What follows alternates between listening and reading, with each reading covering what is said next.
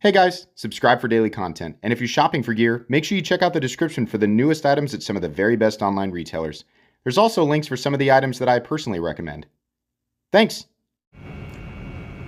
What's going on YouTube? Metal Complex here, and welcome to episode 113, I think, of The Knife Guy. If you are new to my channel, you just come out of some weird corner of the internet, and you have no idea where you are or who I am, I'm a knife guy, knife enthusiast, knife collector, knife user, knife enjoyer of many sorts.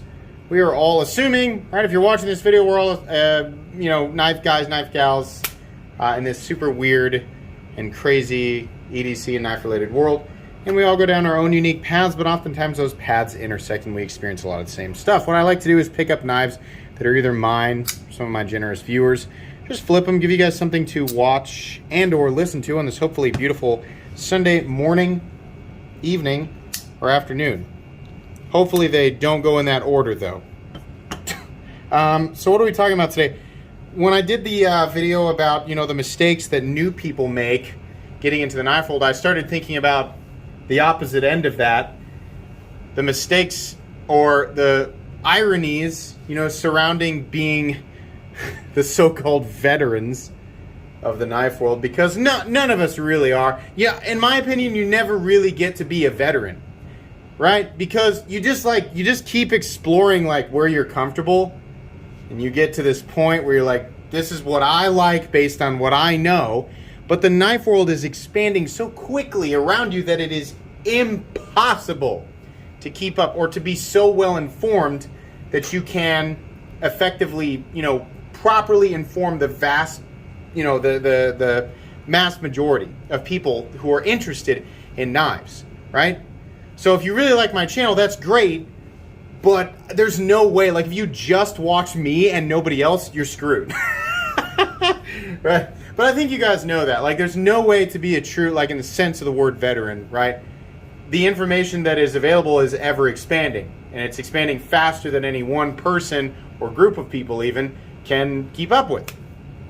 So it's funny, there's some ironies at the end of all this that I'm going to point out. I think, when I picked this up, this is the easiest one. I've talked about this many times.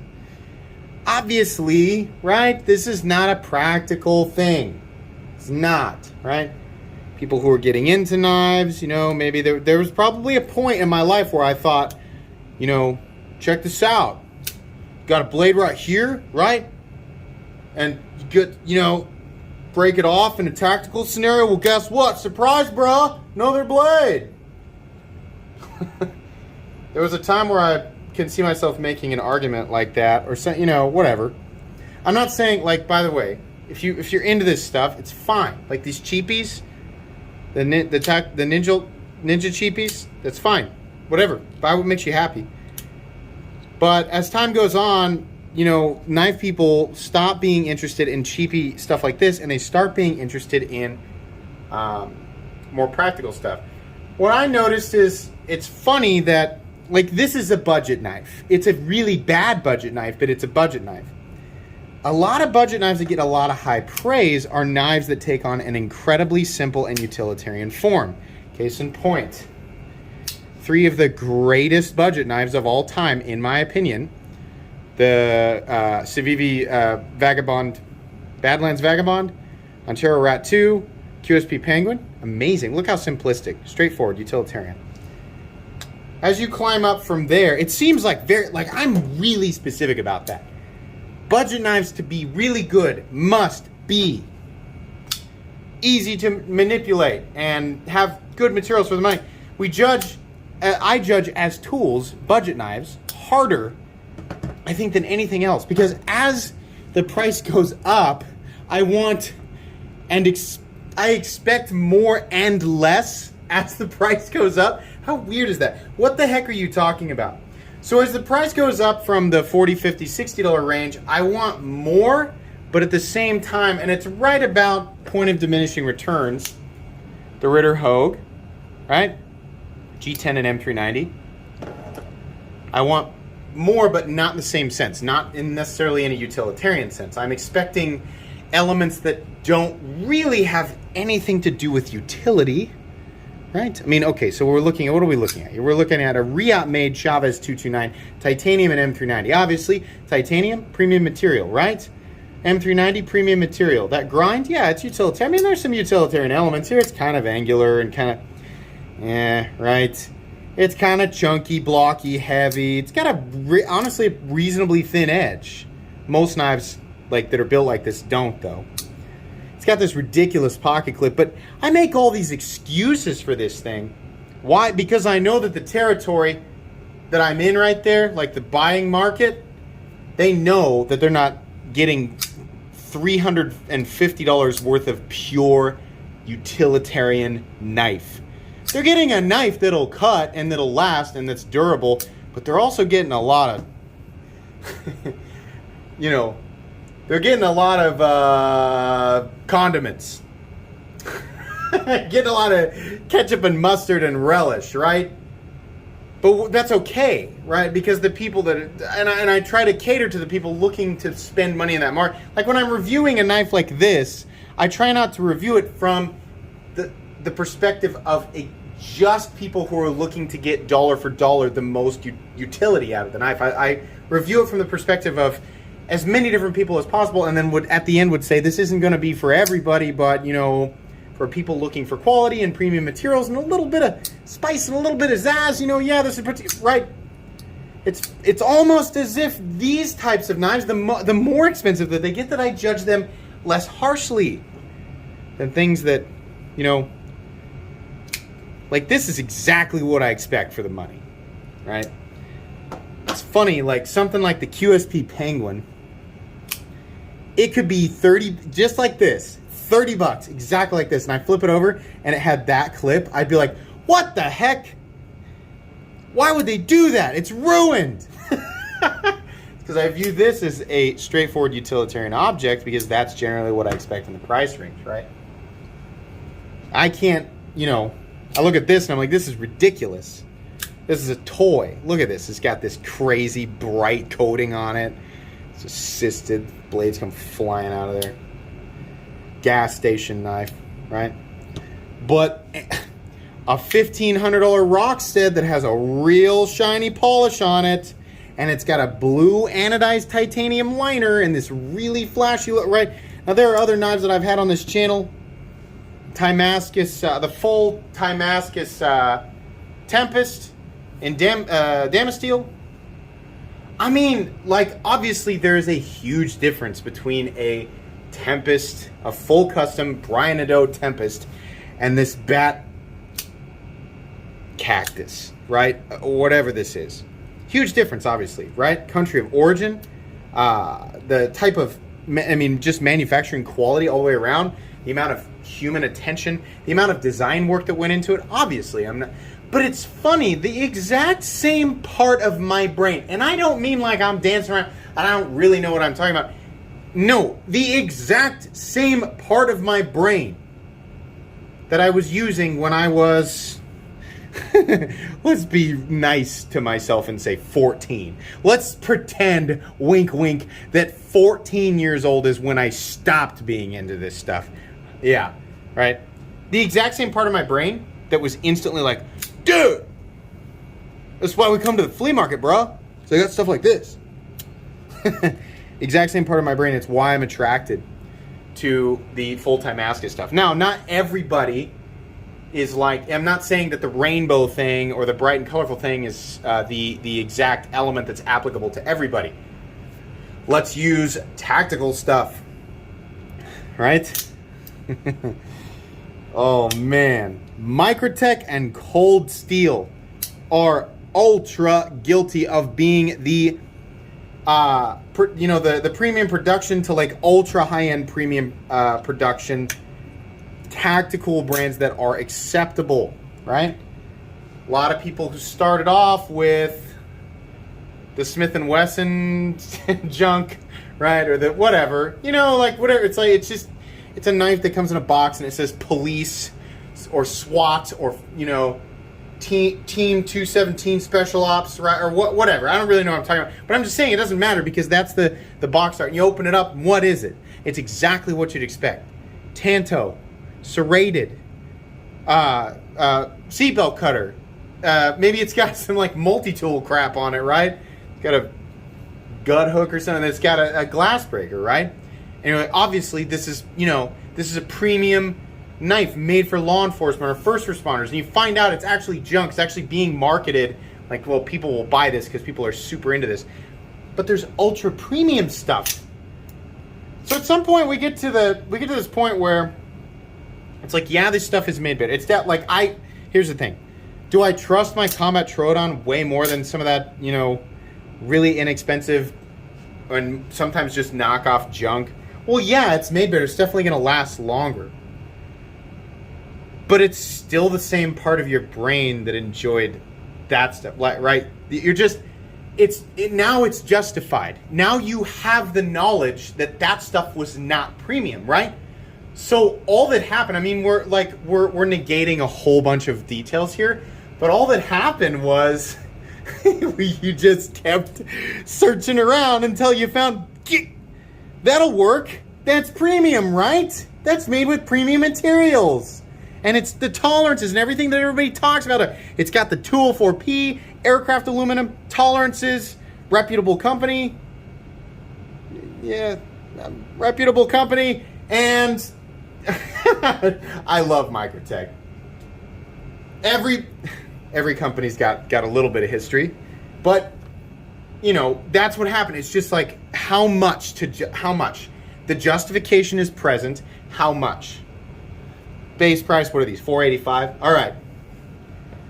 So the question is, as you grow up, as you learn more, now that you have this information, is it worth? I know that this one's $600. The one that the hand ground signature series blade. Is it worth $485 to experience what what was already like smashed into your brain that you enjoy? As an uninformed adolescence, or not necessarily adolescence, just like back when you didn't know as much. Whenever maybe you got into this when you were 30 or 50, right? You learned, so now you want to, out of shame, you want to stay away from that stuff. Are you going to pay what they're asking to buy a justifiable version of that same thing? In most cases, the answer is yes. We seek out essentially justifiable versions of what we originally loved, right? Here's my fantasy stuff, my tactical stuff, right? I love stuff that springs out and deploys, right? Another ridiculous overbuilt tactical thing. Can't carry a sword, not without getting looks. But I'll carry a gigantic cold steel, right? I absolutely hunt down and collect things that are, in my eyes, just more premium versions of what I loved, right? It's as knives get more expensive, you can pay for premium versions of those same elements. How ironic and weird! It's like, I mean, I'm not the first person to figure this out. Obviously, every company has figured it out in different niches, right? They're like, all that, it's like, I always say, it's not that custom knives look like gas station knives. It's that gas station knives are copying elements of custom knives. But that double or sub-level irony is that some custom knife makers intentionally go after that ridiculous, non-utilitarian fantasy look because there is a market for it with people who won't spend money on the inexpensive, junky fantasy stuff, but will absolutely pay way more money to get something that is arguably just as unusable, but looks just like it, but has all of those premium elements. How crazy! And they know that, right? So I'm pacing around like, oh my gosh, I'm having a revelation. No, I'm just now realizing some dumb part of my brain that's been manipulated, right? Oh, and I get it, because I over-justify it too. Everything that I spend, gosh, pretty much like where the Ritter Hogue is, because this is a straight-up tool to me, right? What else? I'm trying to think, like, let me find the most expensive thing that I can honestly say, there are knives that I use that are super expensive, but like knives that I can honestly say that no part of my brain gives a crap about it when I'm using it. I just use it and I think whatever. I'd love to say it's the workhorse, and this thing does get thrown around, right? I am 99% unreserved with this thing, right? Truthfully, I think the most expensive one that I just absolutely use as a tool, and it's because of the price hikes, is the Spyderco Shaman, right? This is my original one. I just have the OD green scales on it because I took the black scale. Anyways. But it started off as a $155 knife. So right around this area, right? Everything else, I'm carrying it for reasons beyond the fact that it's a convenient tool. Like if I put this in my pocket, it's rare because I'm always carrying all types of different stuff. I'm putting it in my pocket because I just need a knife, and every time I pull it out, no part of my brain is going to go, wow, you know, look, I mean, originally when I got it, I was like, wow, look at the texture pattern. That's so beautiful. And the fit and finish. And look at the finish on the blade. Oh my gosh. Now, I did that when I first got it. But every time I use this now, it's just, I'm putting it in my pocket so I can use it as a knife and put it away. That's what's going to happen. So I'm justifying it, you know. We do that. I'm not saying that the knives that I've been telling you guys are worth it are not worth it. No. When I review a knife, I think about my perspective and what I value and what I found that other people value as they climb that ladder. There are obviously anybody who's looking to spend, in my opinion, more than 150, usually well above 200. If you're looking to spend that much money on a knife, you know good and well that you're probably going to get a knife that is capable, right? A premium blade that is capable and durable and resilient. But at the same time, you're intentionally putting more money into embellishment, some type of embellishment. And I'm going to guess, just take a hot guess, that the embellishment you're seeking, what's wrong with me? I keep wanting to say sink. The embellishment you're seeking has something to do with a childlike fascination in some other fantasy or tactical element that was present in some of the first knives that you handled. Tell me I'm wrong. I'm not. I'm right. I'm right. That's why you're watching, right? This is the kind of stuff that you want to hear about. This is a fun episode. I get excited talking about this stuff. It's fun. Nobody's right or wrong, right? People who have gone out of their way to spend 10 times, 20 times, 50 times on knives with similar elements to the fantasy tactical stuff that we enjoyed when we were younger, right? Maybe you're using it, maybe you're not. The fact is, a lot of what you're paying for is... It's fancy nonsense. It's fun nonsense, right? It's not justifiable or not justifiable. It just is what it is, right? If it's justifiable to you, that's all it is, right? But it's there, and that's why it's there. That's why you paid for it, right? There are obviously really expensive knives that are purely. I mean, how pure though? I've never seen a knife. In my opinion, I've never seen a knife over somewhere between the $150 and $200 mark, where I've been absolutely convinced that dollar for dollar, everything that I'm spending money on is 100% utilitarian. Some really cool stuff out there. Hinder knives, obviously. Chris Reeve knives. A lot of people make a heavy argument for Chris Reeve, right? But also, it's like, I love the Sebenza 31, and actually I shouldn't even use that as an example. I love the Nkosi and the Unmumzan. Love them. I think they're some of the greatest knives that have ever been made. But it's partially because I feel like the embellishment really goes along with the whole presentation of the knife, right? That premium finish, that crowning or that radiused spine. The way that the hardware is perfectly polished and domed. And not every single element of that knife is 100% utility. Some people are going to argue with me. And to those people I would say, look, it's great. And I'd prefer it. Honestly, I'd prefer an Unmumzan in my pocket over the Ritter Hogue. But I'm not convinced there's anything the Ritter Hogue can't do that the Unmumzan can. right? Maybe you'd snap the tip of the Ritterhoog before you would the Umnumzaan. Maybe. I don't know. It's okay to pay more money for that embellishment, I think. I mean, obviously I'm going to justify that. Look, my whole channel. It's just so funny. How weird. These are the knives that are not allowed. Where's that last one? What? That are not allowed to have any embellishment. They must be perfect utilitarian tools, right? I should allow it as a reviewer. I should be like, all right, they put some spice on it. But whenever I see it, I'm like, barf, no.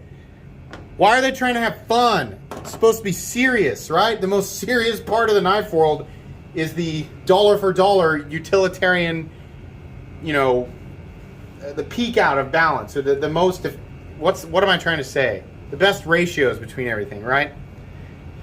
All right. Am I getting to the part where I'm repeating myself? This was fun. I got worked up about this one. This was fun. I hope you guys enjoyed it. Expect more rambling. Oh, wait. No, I don't have to do that. My thing's right here. Leather was done. This background was done by Lancelot Leather on Instagram, so check him out. Make sure to follow me on Instagram at metal_complex. If you enjoyed this video, leave a like. If you'd like to check out my other content, I do, of course, have lots of videos of knives that are either expensive or inexpensive that I do or don't like, so check those out. And if you enjoy all my content, go ahead and click on that Metal Complex logo right there and subscribe, because there's definitely more coming. Thanks again for watching, everybody, and have a great day.